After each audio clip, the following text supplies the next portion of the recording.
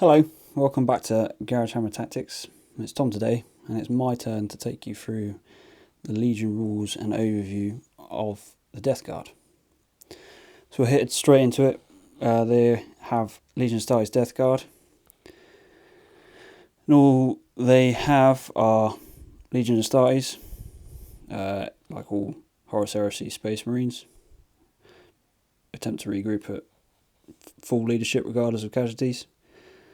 They are remorseless, so Death Guard are immune to fear and automatically pass pinning tests they're called to make. Very useful against Sean and his Whack Blood Angels. When he uses Whack Chaplain with the Blade of Perdition, I don't have to take a fear test. Not that it really helps me, because I still lose against them anyway. Moving on, Sons of Barbarous. They are the Death Guard, that is, veterans of the most hellish battlefields of the Great Crusade. All Death Guard models with this special rule may reroll failed dangerous terrain tests. Very useful, especially when it's my rolling. I also gain Feel No Pain 4-up, also very nice, against wounds inflicted by weapons that have the poison or fleshbane special rules, with a note and caveat of it cannot be combined with any other Feel No Pain source, which I find the Feel No Pain 4-up, that is very useful against any list running heavy destroyers with poison and fleshbane weapons like rad missiles. And it has to be said that most poison, or especially fleshbane ones within Horus Heresy, have a decent AP value. Rad missiles are AP3, Phosphex canister off the Leviathan is AP2, and then from the quad mortars is now AP3. So they're cutting through normal marine armour and some terminators, but Death Guard get a nice tasty 4-up Feel No Pain against that. Always useful. Slight downside to Death Guard, they get a special rule called Intractable, and when making sweeping advanced tests, they reduce the roll by 1, which can be a bit of a downside. But again, my rolling, I'm losing anyway, so I don't really get as far to a sweeping advance. So moving on, Legion specific units and war gear. We have available to us chem munitions, which, I'll be honest, not the tastiest of options. It states that anything with a flamer may be upgraded to special issue chem munitions, so that includes flamers, hand flamers, heavy flamers, combi flamers, or flamestorm cannons. It's a free option to take. Okay, that's great. It gives you shred, but you are then susceptible to gets hot. Now, as it comes to it further in the discussion, I'll take you through for certain models. Hand flamers it's okay, shred is great, but gets hot, I'm not so great at rolling for. Now, I don't think it's been FAQ'd. I'm not aware of it being FAQ'd, but with the Toxiferan weapons in Book 8 Malevolence, so that's the Toxiferan flamers that are available to destroyers, and the Toxiferno cannon available to contemptors and dreadnoughts. I don't know whether chem munitions is applicable to that. Now, if it is, that makes those weapons sweet. I have got some lists intended that makes use of that, but it could be susceptible to some rules lowering. I mean, I haven't found the information anywhere. Feel free to leave a comment if you have, but the Toxiferno weapons and the Toxiferno cannon and the Toxiferan flamer out of Malevolence are pretty tasty. The Toxiferan flamer is poison free up, and it is also AP2 on a roll of a 6, so it could, with a template profile, so you can get some sweet old wipe out of a squad perhaps with a lucky roll. So giving shred to that would be really good. And then the Toxiferno cannon on the Contemptor Dreadnought is template again, but it's strength 6, also with the special rule of 6s or AP2 again. So let us know what you think of that as well down below.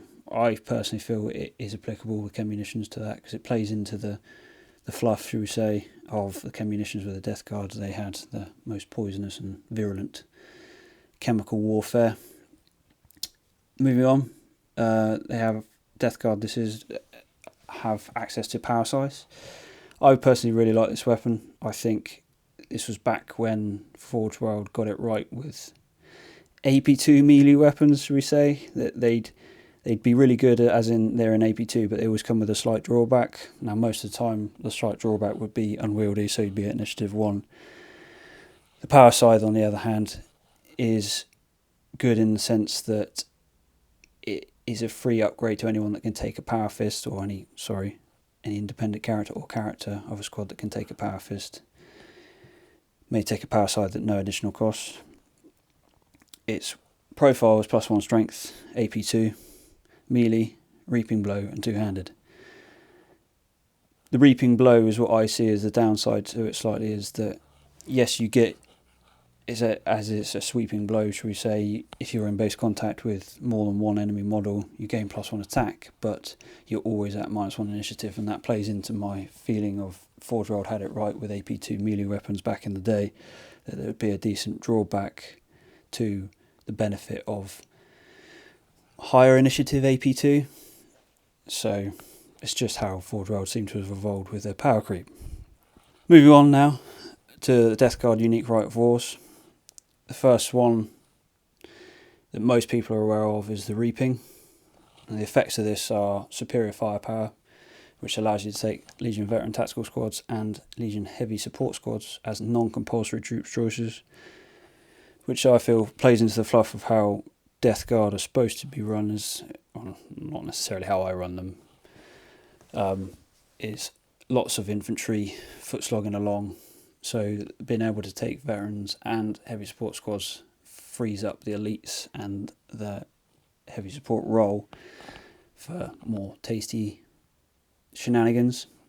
Another effect of the Rite of War is Implacable, and it's really sweet because it dictates all units, so that's vehicles, walkers, etc., gain the move through cover special rule. So for tanks, have it with move through cover, they automatically pass dangerous terrain tests. Really useful. You don't have to take dozer blades, and you roll an extra dice for moving through difficult terrain. Dark Arsenal, which is probably the best benefit of taking this Rite of War, is that any character or independent character, as part of the primary detachment using the Rite of War, may take rad grenades for +10 points each. Now, I haven't really written or built my Death Guard around the benefits of taking rad grenades. Like, you could put rad grenades on veteran squads or terminator squads, and they'd be quite killy and punchy in combat, making everyone -1 toughness they're in combat with. But my setup isn't as killy and wouldn't really benefit from the 10 points on a tactical squad sergeant, which is what I use as my basic troops at the moment. Now, the limitations of this Rite of War may not make run or flat out moves. I find that very tactically limiting. There's always moments where you need to make a large dash to an objective, or somewhere that it needs to be in the game, and being unable to make that run move or a flat out move is restricting. Detachments using the Rite of War may not ever deploy via deep strike, so units that dictate that they have to deploy via deep strike, such as the Amphibious Dreadclaw or the Termite, which is a form of deep strike, cannot be taken. So me with my destroyers and the Termite, I cannot do it. And also, detachments using the Rite of War may only take a single fast attack choice on their Force Org. That in itself isn't too limiting. There are some tasty fast attack choices, don't get me wrong, but I always seem to fill out the heavy support or the elites, and obviously the compulsory troops, before I get to the fast attack choices. The next Death Guard unique Rite of War is Creeping Death. Now, every time I read this, I always think of Metallica's Ride the Lightning album, and got Creeping Death blaring in the background. The rules and effects of this give Misclad infantry models in the detachment gave a cover save of a 5+ when in open ground, so long as no enemy model is present within 12. I really like that. Rules wise, I think that's a decent buff for basic infantry just foot slogging across the battlefield. And it's fair in the sense that 12-inch range enemy model are able to negate that. They also gain biophage bombardment before the game begins and after both sides are deployed, including scouts and infiltrators. You roll a d6 for each piece of terrain representing a wood or a jungle. On a 4-up, the terrain is reduced to fetid chemical mire, and it reduces the afforded cover save by -1, and it counts as dangerous terrain to any model that does not have the Legions Astartes Death Guard special rule.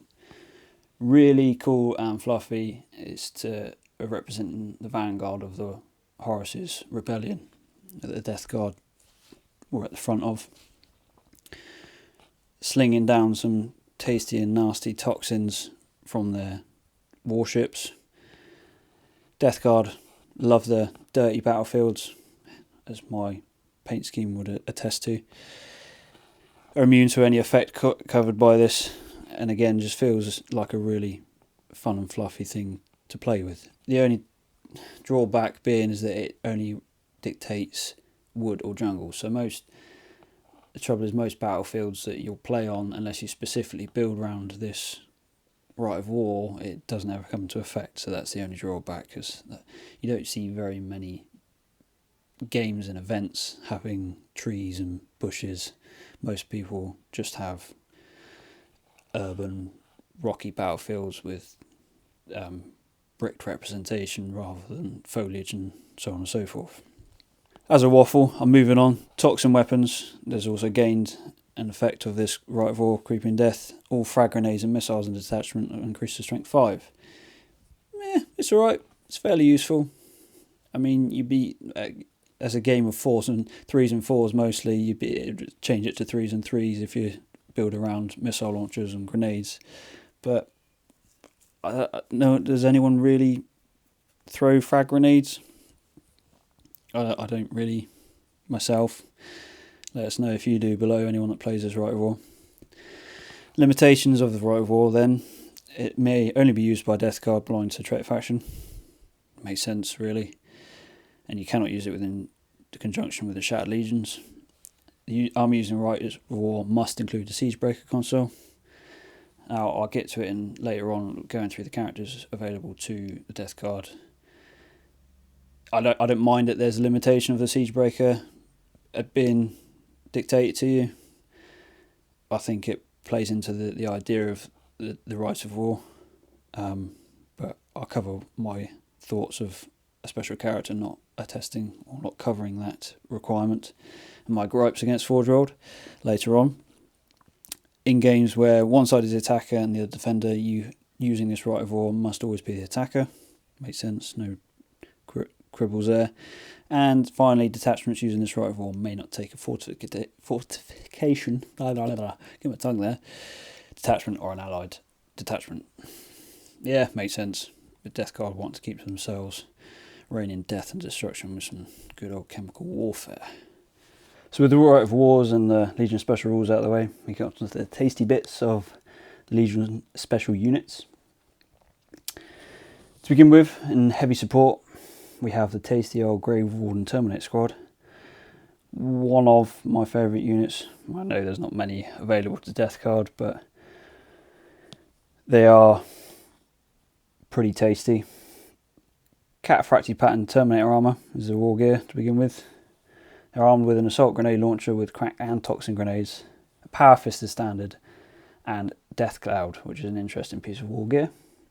And special rules, Legion Astartes Death Guard, as covered previously, and good old Implacable Advance, really useful for Terminators, and not quite as prevalent across Legion specific Terminators as you might think. It comes in at 200 points. I personally think it's a fair shout. Standard Terminator stats: 2 attacks, 1 wound, 2 up and a sweet, 4 up in Evolve thanks to the Cataphracti pattern Terminator armor. It can take up to 5 additional at 35 points each. Fair shout. Any modern unit can upgrade to a Chain Fist over their Power Fist for 5 points extra. I always run it as 5 Chain Fists as standard. I know the Sergeant could take a Power Scythe and could sweep in there at Initiative 3 at AP 2. Should I have the knack for converting, shall we say, because the arms and on the Grave Warden don't lend themselves easily for taking off the chain fist and putting on a power scythe. I know you can get one-handed power scythes, but I don't have the patience. I do like converting, but sometimes I need to see a progress through from start to finish quicker than if it drags, and sometimes converting can be a bit of a drag for me. One Grave Warden? Yeah, great. One Grave Warden for every 5 models may exchange their grenade launcher with a heavy flame with chem munitions for 10 points. I don't see the point, personally. I think the assault grenade launchers are superior to the heavy flame with chem munitions. I mean, for instance, gets hot with the chem munitions. It's a risk to begin with. And strength 5, okay, you've got shred, but yeah, there's better options as the assault grenade launcher is. And then finally the Chem Master, who's the sergeant, may take a combi weapon for free. Yep, that's pretty cool. You could put in a combi plasma, combi melter if you're having chain fists all over the place, and a bit of AP1 strength 8 before you fly into something or charge into something, i.e. a tank you want to get rid of or not. Could be useful. So their assault grenade launcher, you have 2 profiles. One's a crack grenade, 18-inch range, strength 6, AP4, and assault 2. Great profile, strength 6 and assault 2 for example. So in a squad of 5, you're getting 10 shots at strength 6. You could put a serious dent on the rear of a Contemptor or a Rhino. You easily, personally, I think, probably wreck it. Anything higher than a Rhino, you're struggling. And also a second profile for the assault grenade launcher is a toxin round, 18-inch range, strength star, AP4, but it's poison free up. I generally always use this profile of the toxin. They're also assault 2, blast 3, 3-inch size. Really, really useful. You're getting loads of hits. It's an absolute pain in the ass and a dick dance on camera. Hence we never do it on camera to determine how many hits they're getting.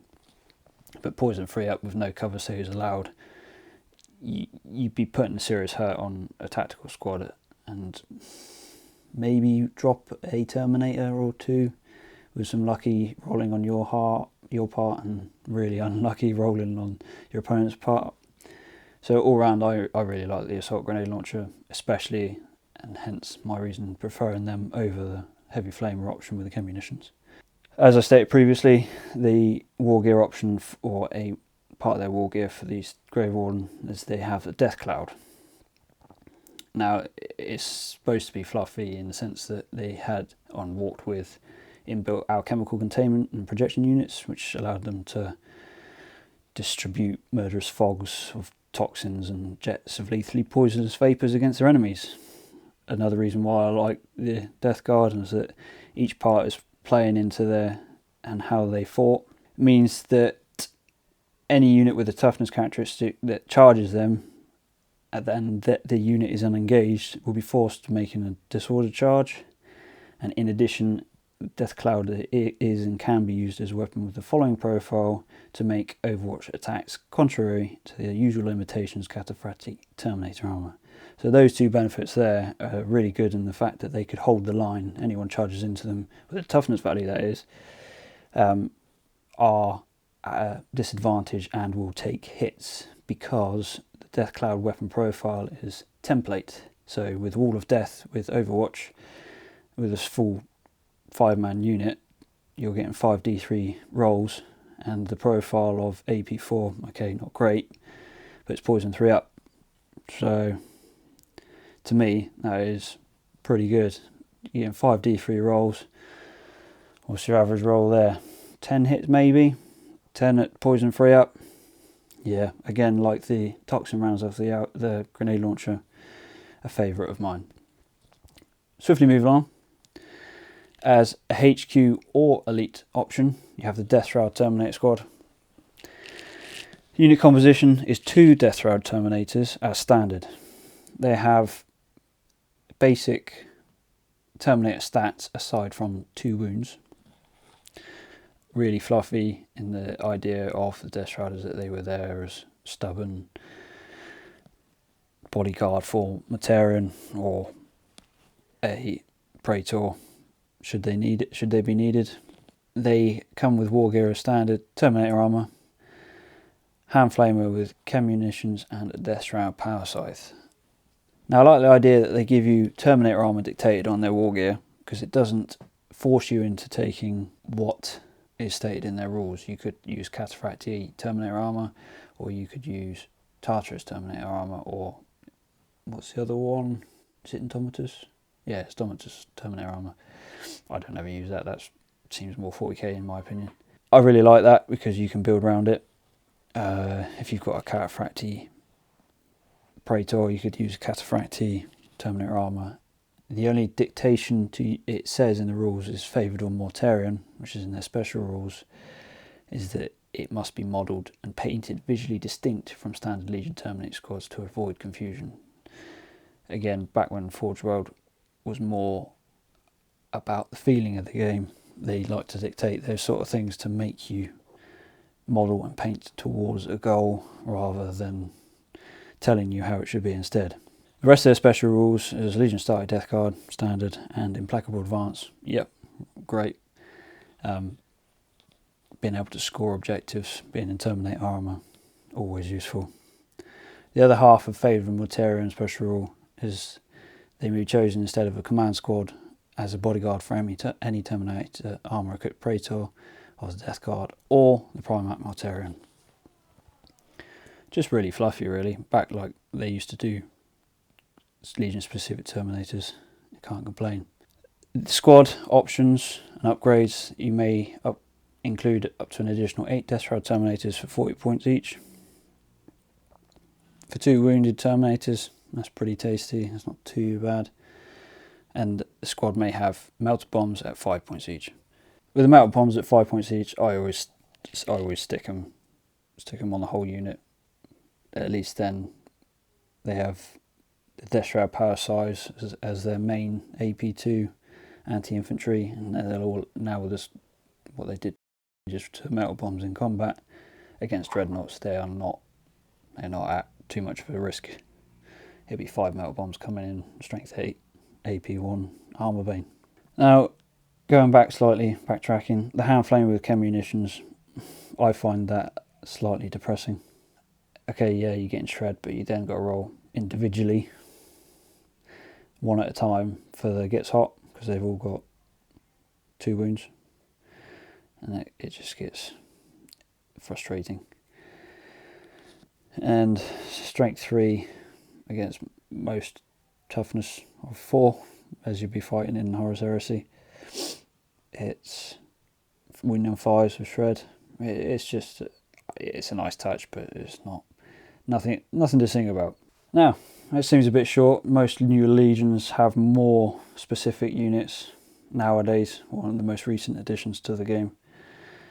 We'll have to move on to HQs now for Death Guard, because they only get 2 legion specific units and then 2 HQ units, and then a special character, i.e. Typhon, and then Mortarion. First of the legion specific HQs is Section Leader Chrysos Mortag. He's 175 points. He's a standard Centurion, in all honesty. Weapon skill, but skill 5. Strength toughness 4, 3 wounds, initiative 5, 3 attacks, leadership 9 with a 3-up save. I don't know why they did this. 3-up save on HQs. And at 175 points is, wow, it's insulting. He comes with war gear wise, hardened power armor, so he's at -1 to run in charge. But if you're playing Zone Mortalis, he's immune to Death in the Void special rule.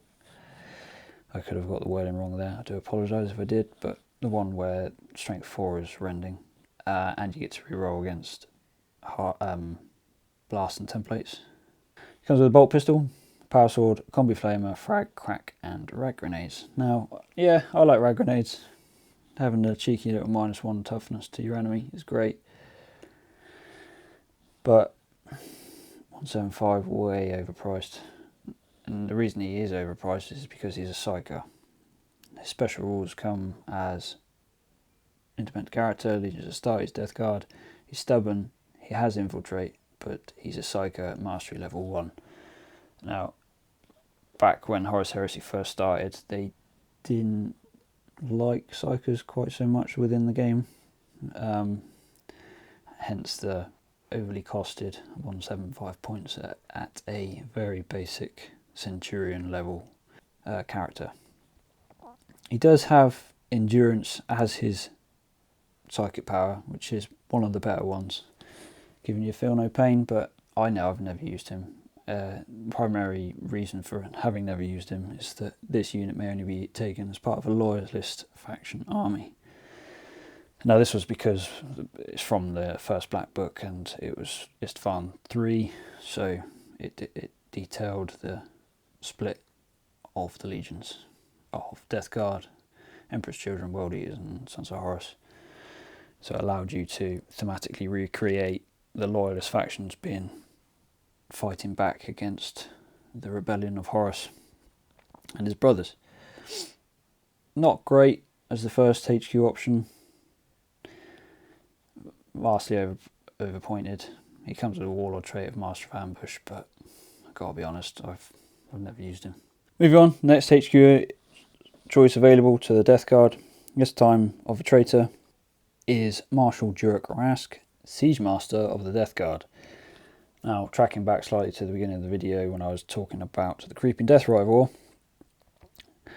Marshal Durak Rask is quite obviously a Siege Master or Siege Breaker.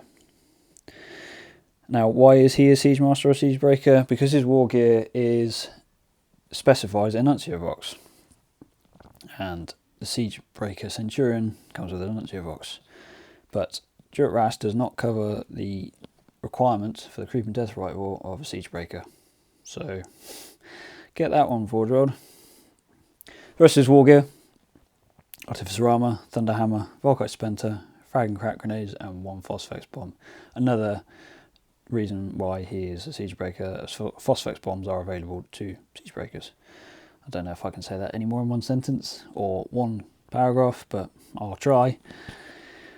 His stats, I'm backwards and forwards, I do apologise, that's how my brain works.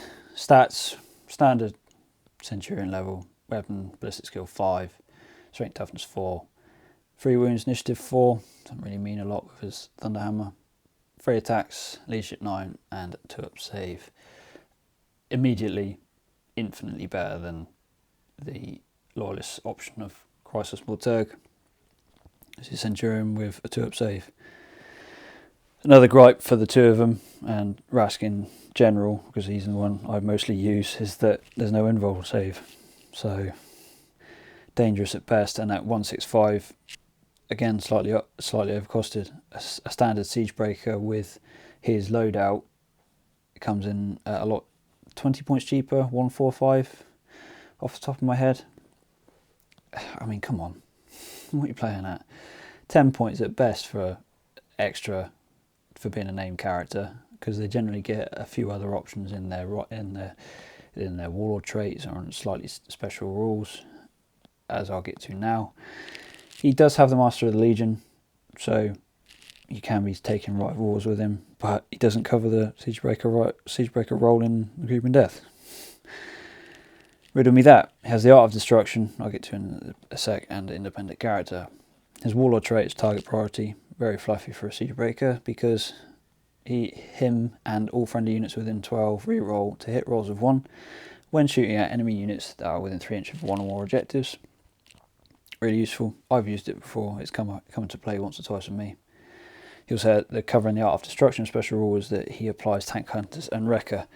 And I know I've been going on about it. I'm sorry. I do apologise, but a Siege Breaker Centurion gets Tank Hunters and Wreckers and confers it to the unit they're with and any heavy weapon shooting attack. Just come on, just cover it off. Just make Tom happy. That's all I ask. But you know, Forge World, they won't until, wow, we'll see when. Moving on, the last standard HQ option available to the Death Guard is Calas Typhon himself. In the story, he's not my favourite character. I like the idea of Typhon, but he was too easily led to chaos. But hey ho, so he's the first captain of the Death Guard, the left hand of Mortarion, master of the Terminus Est. He comes in at 200 points. He's pretty much a standard Praetor stat line. Weapon skill, ballistics. So weapon skill 6, ballistic skill 5. Yep. Strength toughness 4. 3 wounds, initiative 5, 4 attacks, leadership 10, and a 2-up save. Happy days. War gear. He has Cataphractic pattern Terminator armor. So that's okay. 4-up environment is nice, but not being able to sweep in advance or run is a tactical drawback. Comes with Mastercrafted Deathshroud power size. Great. AP2. Boo. -1 initiative in a challenge and against other Praetors. He'll be fighting after them, especially in the newer legions where they come with at initiative AP2 weapons or with a Paragon blade. Being Mastercrafted is nice, but it would have been nicer had he had a power scythe that was not at detriment to his initiative. He comes with a hand flamer with chem munitions. I've stated my thoughts with hand flamers and chem munitions. He comes with a great grenade harness. Great. Being able to fire that off and be immune to the initiative detriment should they charge through difficult terrain. It comes with a Nuncio Vox as standard. Awesome. Could be used to coordinate some barrage attacks, and he has rat grenades. Also, thumbs up from me. Special rules. Unitized Death Guard, independent character, Master Legion. It does note in brackets that he is eligible to take a Deathshroud bodyguard, as previously mentioned. He also has Chem Bombardment special rule, Witchblood, and Warlord's Pride. We'll get to those soon. His Warlord trait, his comes a Reaper. Calas Typhon counts as a denial unit, and no enemy unit within 3 of him can claim an objective. So I don't know quite why they've written that. In all honesty, if you're a denial unit, then the next part of the sentence, no enemy unit within 3 inches of him can claim an objective, but you're already denying it anyway, so hey ho, riddle me that, Forge World. Going back to his Chem Bombardment, states he's a master of chemical warfare and doesn't enter battle without the backing of chemical shell, artillery, or aerial strike. It's a once per game shooting attack. It is range and limited. Strength dash, AP 4, Ordnance 3, so he has to stay still to fire it. Barrage, Nuncio Voxes all round. Large blast, 5 inches, very nice, cover more. Poison 4 up with no cover saves, that's AP 4. Yeah, you're going to get a lot of hits, but it's only AP 4. It also has a note that if this attack scatters, it will always scatter the full 2d6. Typhon's Sky? Yeah, I don't know where that came from. Typhon's ballistic skill makes no difference. Yeah, I haven't used it once at all. With Cataphractic armor not being able to run, you need to move before you fire this anyway, because otherwise you're just going to be out of the game and someone will get the charge off on you. Its next special rule is Witchblood. Wording is thought by some to have been tainted by the blood of the nightmarish alien warlords who once held sway on ill-fated Barbarous. Typhon was a psyker. Ooh, scary. However, because Mortarion hated psykers, Typhon was told to hold his abilities in check until the whispers of chaos became prevalent in the guise of Erebus. Sorry, I needed a breather there. Erebus. Grade A belter. Everyone who knows Horus Heresy, you talk to them, who's your favourite character? Loken, Rubio, maybe Garrow, or some other special characters. Who's your worst character? Erebus. Erebus. Erebus. But that's just great writing by Black Art Library, really. Everyone knows that Erebus is an ass. Sorry, sidetracked. Typhon is a level 1 Psycho with the Witchblood. It may utilise power from the telepathy discipline, but if Mortarion is included in the same detachment or army as Typhon, then you may not use his powers. Again, with 30k, I generally just ignore the psychic phase. I don't like how the psychic phase works. We are thinking of doing a how to play 30k. Let us know your thoughts on that down below if you'd like to see it, but I just don't feel the psychic phase works that well. Moving on is Warlord Pride. If Typhon is part of the army, then he will always be the army's Warlord, regardless of the leadership value of other HQ, unless Mortarion is present. He does not roll on the Warlord traits table, but instead uses his own unique trait. Yeah, at 200 points, very overcosted like most of the characters for the Death Guard, but you use what you're given, shall we say. The rag grenades and the power scythe in combat would be meaning you're at initiative 3 wounding on 2s, but you'll always be challenged out, as Sean loves to do, by something that can hit you first anyway. And with so many instant death weapons out there at initiative 2, 200 points seems a bit steep. He needs to be slightly cheaper in my opinion. And lastly, and by certainly no means least, we have the man himself, Lord Mortarion the Reaper, the Pale King, Master of the Death Guard, the Traveller, Dread Liberator of Barbarous. 425 points. Yep, I'm happy with that. Primarch stats: weapon skill 7, ballistic skill 5, strength 6, toughness 7, tasty, 7 wounds, ace, initiative 5, can't have it all I suppose, 5 attacks, leadership 10, 2 up save. War gear: bar and plate, silence, the lantern, frag grenades, phosphex bombs unlimited. I love phosphex, but then again, I'm whack. Special rules: Primarch and all that includes Sire of the Death Guard, Shadow of the Reaper, Preternatural Resilience, Witch Bite, and very bulky.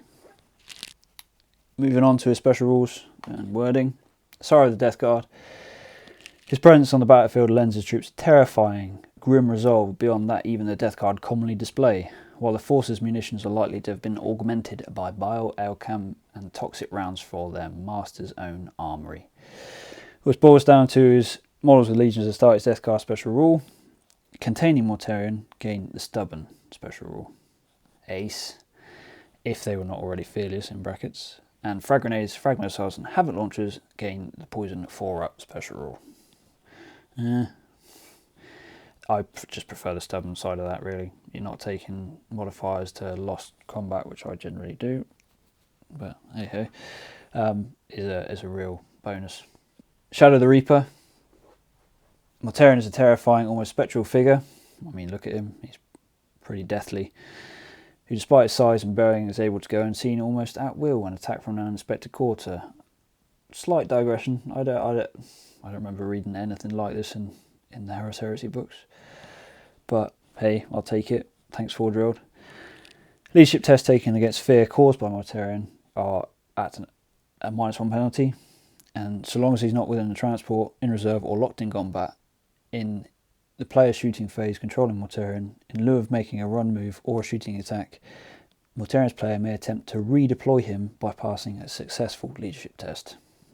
So with leadership 10, you're doing pretty well to fail that, but I probably could do it.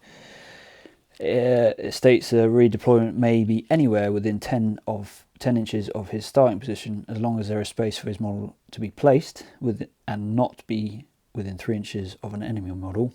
He may not be placed within impassable terrain, inside a vehicle or building.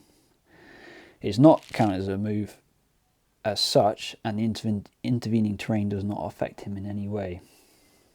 I find that pretty useful. I've unfortunately yet to paint him myself and be able to use him in a game, but I certainly look forward to using this option when I can. It goes on to say, if he is part of a unit, he is automatically separated from them if using this ability and leave them behind. So if you see something that you know Mortarion could take out, you could split your forces and go one way with him and charge a different unit with whatever bodyguard he had. And Mortarion may assault normally on a turn in which he uses this special rule, but he counts as making a disordered charge if he does so. So to me, I find that very enticing to be able to do that. I don't know how useful that 10-inch range is going to be, but I look forward to trying it when I can. The drawback of being a disordered charge, I don't find that much of a detriment. 5 attacks with his reaping blow on silence. You could be going after hordes with him and he'd still get 6 attacks. Okay, it's not a mighty 7 if he didn't have the disordered charge, but very useful all round. After my waffle, the Preternatural Resilience is another special rule of his. His resilience and stamina are a legend, and if you read The Buried Dagger, I really like that book. You know, the Horus Heresy series before the Siege of Terror. It tells you about his exploits on Barbarous and rallying the inhabitants of Barbarous around him, and how he met Typhon and Durak, Rask, and etc. etc. Again, a slight digression. It says that he's, of all the Primarchs, none were able to shrug off injury and torment like he did, and of all, none had endured more in their lives before the Emperor had reclaimed them. It goes to state, Mortarion rerolls any failed toughness tests, or it will not die rolls. Very useful. If he loses a wound, you re-rolling that 5 up to see if he gets a wound back. Toughness tests are only really applicable if someone's firing grav flax bombards at you, I suppose, because that dictates a toughness test. Mortarion also passes any dangerous terrain rolls he's called to take. Yep, can't complain about that one. And any weapon which would wound on a flat die roll, i.e. poison, fleshbane, can only do so on the roll of a 6 instead of what they dictate. Again, very useful, but only really useful if attacks are directed directly against him. His next special rule, Witch Spite, and any malediction power affecting Mortarion or a unit he has destroyed is negated on a d6 roll of a 4 up. Again, as a traitor side, what armies are you going to be facing that are utilising lots of Psychers? It was only really Thousand Suns that had access, and they are on the traitor side, so I don't mind it, but I can't see it being applicable that often. So that covers his special rules. Not quite as many as some of the newer Primarchs, but hey ho. Onto his war gear. He comes with the Barber and Plate. Mortarion's war panoply is of his own design, fusing power armor technology with his own lore. It is designed not only to protect him in battle, but augment his own singular physiology and environmental needs, synthesizing trace elements of the poisonous vapours of his homeworld to mix with the air he breathes. The Barber and Plate provides a 2-up armor save and a 4-up invuln. Yeah, 2-up armor save, 4-up invuln, standard for most Primarchs. It would have been nice had he had something like the Grave Warden to force enemy units charging him to be a disordered charge, or I don't know, some form of play into his armor giving off toxins for him to breathe, but it'd be lethal to anyone else. That would have been nice, but can't have it all. His main weapon, Silence, a massive 2-handed battle scythe with a blade span as long as most human warriors are tall. Silence, to give it the macabre nickname favoured by its wielder, is accounted as one of the most fearsome blades wielded by any Primarch. Since Mortarion's finding, there have been dark whispers that the blade is of Xenos-tainted origin, and some familiar with the legend of the Death Guard Primarch's early life believe it to be none other than the weapon of the terrible creature that once named himself Mortarion's father. Air quotes. So, it's range dash, obviously for a melee weapon, Tom, well done. Strength +1, so strength 7, standard for a Primarch mostly. AP2, fun times. Melee, instant death, great. Sunder, also great. 2-handed and reaping blow. Would have been nice had it not had the full reaping blow rule, i.e. the -1 initiative, because in a challenge he's going to be initiative 4. Yeah, not great, but then again he's one of the tougher Primarchs, so I like how they tried to balance it in some ways, but sometimes it just feels that they don't they balance it wrong, in my opinion. But not to get too salty, those are Sam's videos. Moving on, Lantern, a drum-barreled energy blaster of unknown origin. Again, if you read the Buried Dagger, he has a... No, not the Buried Dagger. I can't remember the name of the book now. I think it's one of the conversations he has with the Emperor, and the Emperor wanted to give him one weapon, and Mortarion's like, no, I don't like people controlling me. What's this one? He picks it up, and it's Lantern. Woo! So Lantern is 18-inch range, pretty good. Strength 8, also very good. AP 2, yep. Assault 1, and Sunder. Thumbs up all round for me. I'd say that's pretty perfect for a Primarch sidearm. Okay, you're not getting masses of shots, but he's hitting on 2s anyway.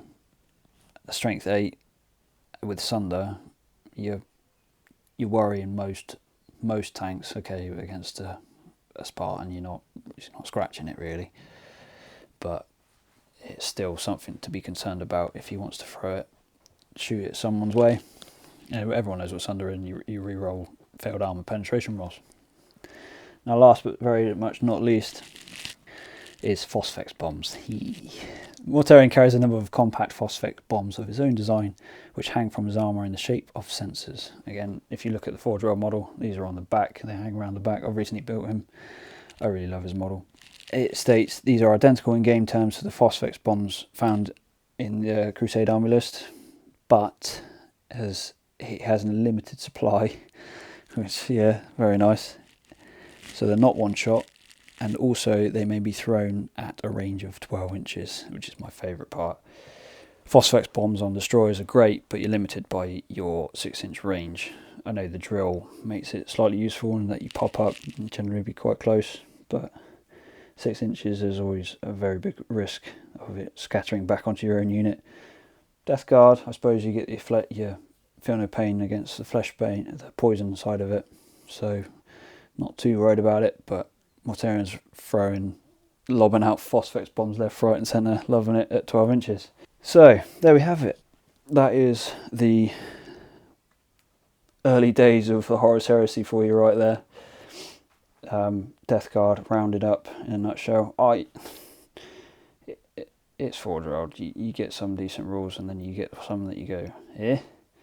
And it's like that across all of them. But it seems recently that they seem to just go, let's give them all the rules. But I suppose power sells, doesn't it? So anyway, if you liked what you listened to, don't forget to leave and tick that like button. Leave a comment if you disagree with them, as I say. And please subscribe. We are adamantly aware that everyone prefers battle reports to these Legion spiels that we are going through, but it's all we can do at the moment with the COVID lockdown. Thanks again for listening, and I'll catch you in the next one.